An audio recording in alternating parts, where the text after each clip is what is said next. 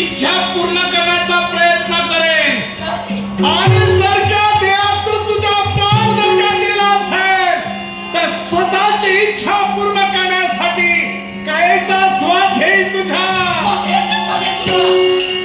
मी माझ्या प्राणाचं संरक्षण करून मी माझ्या माता पित्याच्या पुढे शकत नाही.